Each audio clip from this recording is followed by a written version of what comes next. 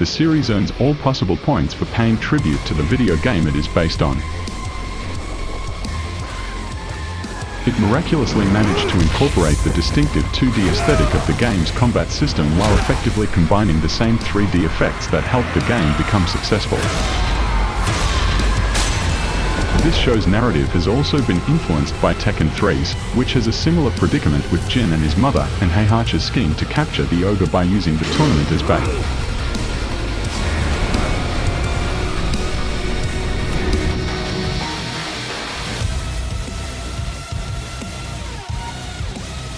Additionally, Tekken Bloodline did an excellent job of educating those who would not otherwise be familiar with the history of the Mishima family and the struggle between the devil and the angel that existed within Kazuya Mishima about the events of the earlier games. If you just watch it, it comes across as a rather generic plot that does very little to add subtlety and personality to the vast Tekken universe. Nino Williams versus Ling Xiaoyu. Ling Xiaoyu and Nina Williams will square off next. Ling is forewarned by Jin that Nina is a hitman. However, Ling is assured.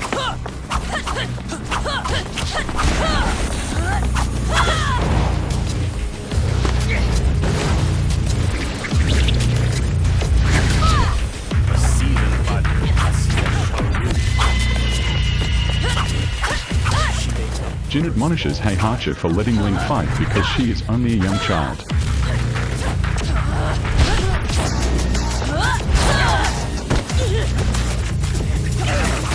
According to Heihachi, Ling is different from him in that he has a plan rather than dwelling on his woes.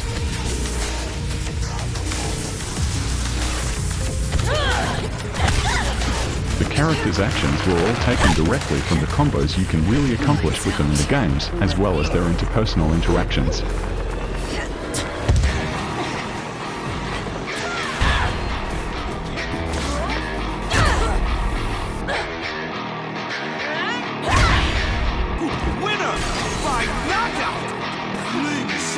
Thus, Ling Xiaoyu confidently knocks off Nina Williams.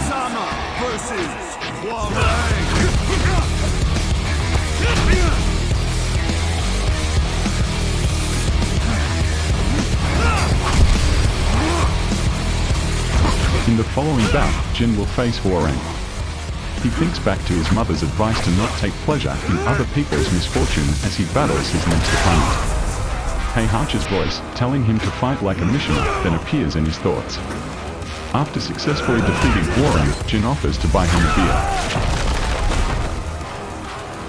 Heihachi appears displeased that he didn't savagely finish him. Viewers get a glimpse of what Tekken is actually like at the beginning of the competition in this episode. The world building for the show was quite minimal. It never ventured beyond the 3 fixed locales it featured.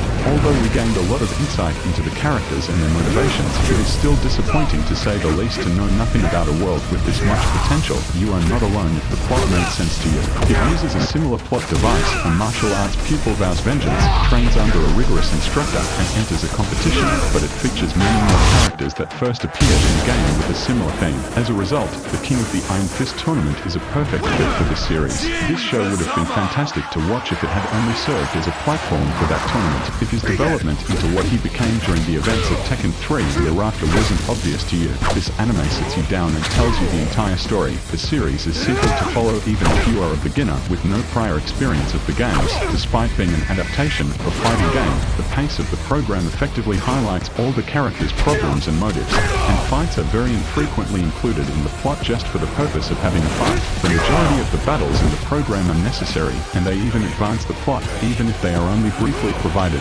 Character explanations for some characters, like Paul Phoenix, whose identity I have never really understood, are much needed. If you are familiar with Nina Williams' past and her allegiances in the games, the situation becomes much more tense than it actually is. However, it will make the anime a lot more entertaining if you have prior gaming knowledge.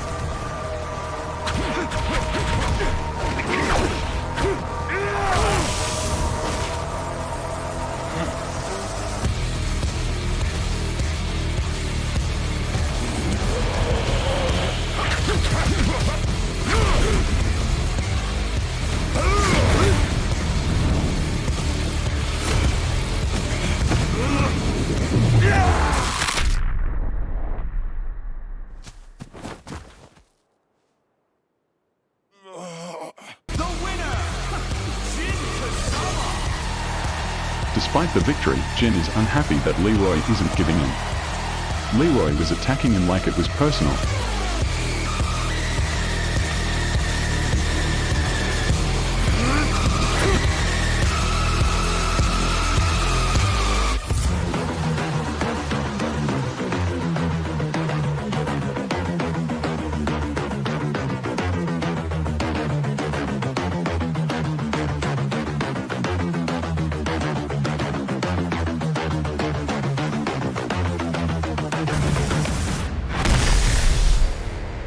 Unsorted Learning's upcoming videos.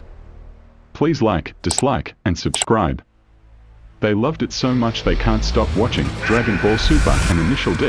Every punch, kick, and superpowered Kamehameha attack has become more vivid and spectacular as a result of recent advancements in animation, which combine the style of traditional anime illustrations with flourishes of computer-generated effects. Takumi Fujiwara works throughout the day at the gas station owned by the father of his close buddy Itsuki. After dark, he drives his father's AE-86 to deliver tofu for his father Bunta, Tofu Man, Fujiwara's business on the adjacent Mount Akina. Underground street racers and pros alike love to test their and each other's talents over the challenging mountain pass known as Mount Akina. Despite the strange music selections, they have a thrilling feel to them and effectively make use of the stunning mountain scenery and winding roads. The more experienced drivers line up to compete against him for the coveted unofficial title of the racing god of Mount Akina when Takumi unintentionally defeats a high-end vehicle in his Toyota AE-86 and begins to seriously explore a career in racing.